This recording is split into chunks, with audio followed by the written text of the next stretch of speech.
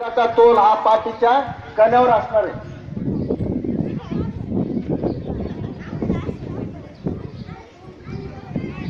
यावेळेस फक्त कणा टेकलेला आहे पाठीचा. पूर्ण पवन मुक्तासन.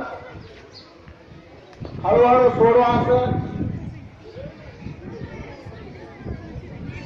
परत एक वेळेस हेच आसन करायचे सर्वांनी. पवन मुक्तासन.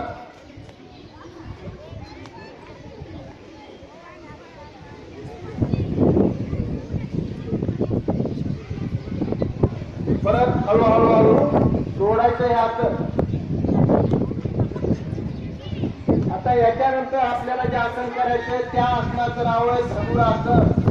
म्हणजे धनुष्यबाण आहे ना सर्वांना माहिती. या धनुष्यासारखा या आसनातून आपला आकार होत असतो आपल्या शरीराचा.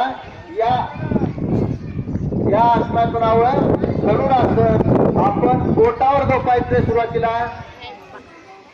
बोटावर झोपायचंय. हात पाठीमागून पाय वर उचलायचे सावकाश आणि दोन्ही हातानं पाय पकडायचे.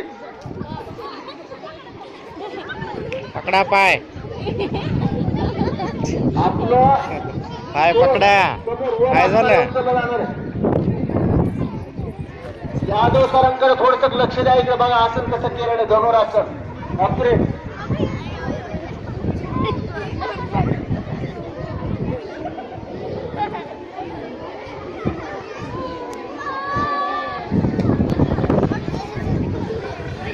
हळूहळू सोडवा.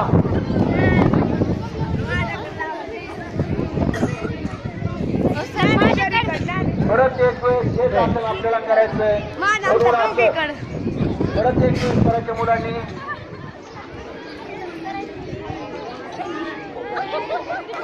हा, न बोलता आणि न हसता आसन करा. परत आसन सोडवा हळूहळू. थकली का?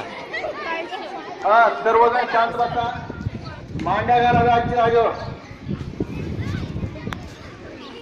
या केलेल्या आसनामुळं जे आपले वेगवेगळे अवयव आहेत, वेगवेगळ्या संस्था, या सर्वांना चांगल्या प्रकारे व्यायाम मिळालेला आहे. याप्रमाणे आणखीन श्वसन संस्थेसाठी एक ठराविक व्यायाम आहे. अनुलोम विलोम आणि प्राणायाम. या 2 गोष्टी आपण करणार आहे. सुरुवातीला